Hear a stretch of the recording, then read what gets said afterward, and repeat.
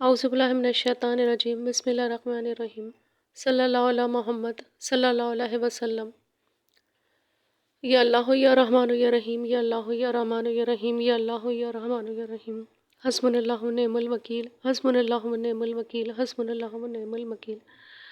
یا اللہ پاک ہم سب کے صغیرہ اور کبیرہ گناہوں کو معاف کر کے ہم سب کی توبہ کو قبول کر لے، آمین۔ یا اللہ پاک پوری دنیا میں اسلام کا بول بالا ہو۔ یا اللہ پاک آخرت میں اپنا دیدار نصیب کرنا۔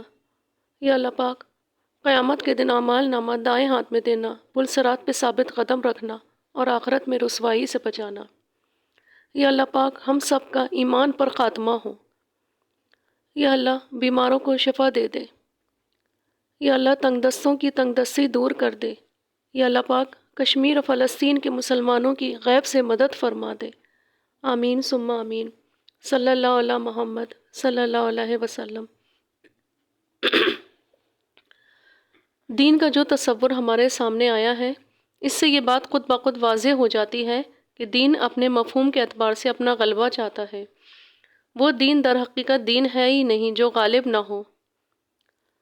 آج ہماری اکثریت مذہب اور دین کے فرق سے واقف نہیں ہے۔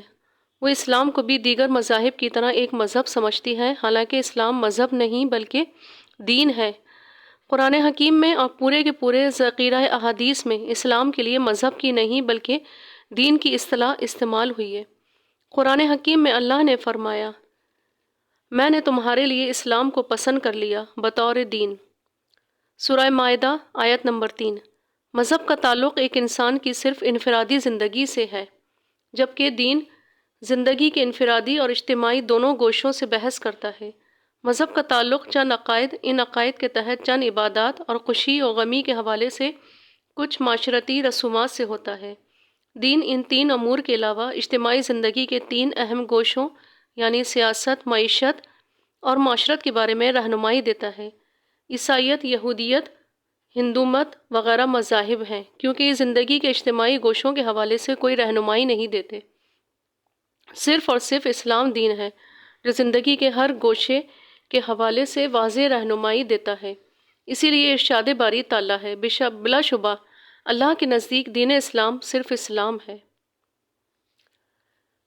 اللہ کے نزدیک تو دین صرف اسلام ہی ہے، لیکن اس وقت دنیا میں غالب تصور سیکولرزم کا ہے۔ اس کے تحت افراد انفرادی زندگی میں مختلف مظاہر پر عمل کر سکتے ہیں، لیکن اجتماعی زندگی میں اللہ کے احکامات کو سند یا ذریعہ رہنمائی نہیں بنایا جا سکتا، اور اجتماعی معاملات عوام کے نمائندوں کی کثرت رائے سے طے ہوتے ہیں۔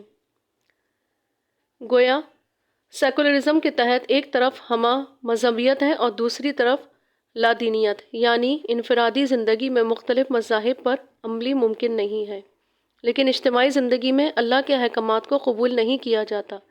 یہ تاریخ انسانی میں نوح انسانی کی اللہ تعالیٰ سے بدترین بغاوت ہے، جس میں اس کی بڑائی کو عبادت خانوں تک محدود کرنے کی کوشش کی جا رہی ہے۔ اجتماعی معاملات میں اللہ کو نہیں، جمہور کے نمائندوں کو یہ فیصلہ کرنے کا اختیار دے دیا گیا ہے کہ کیا جائز ہے اور کیا ناجائز۔ اللہ پاک ہم سب کو دین پہ چلنے والا بنا دے، قرآن پاک کی تلاوت کرنے والا بنا دے اور پانچوں وقت کا نمازی بنا دے، آمین ثم آمین۔ جو آدمی ہر نماز کے بعد اس کو ہمیشہ پڑھے گا، خصوصاً جمعے کی نماز کے بعد، تو اللہ تعالیٰ ہر خوف کی چیز سے اس کی حفاظت کرے گا اور اس کے دشمنوں پر اس کی مدد کرے گا اور اس کو غنی کر دے گا اور اس کو ایسی جگہ سے رزق پہنچائے گا جہاں اس کا خیال بھی نہ جائے، اور اس کی زندگی اس پر آسان کر دے گا اور اس کا قرضہ ادا کر دے گا، اگرچہ پہاڑ کے جتنا قرضہ ہو، اللہ تعالیٰ اپنے فضل و کرم سے پورا کرے گا۔ اللہ پاک ہم سب کو دین پہ چلنے والا بنا دے، آمین ثم آمین۔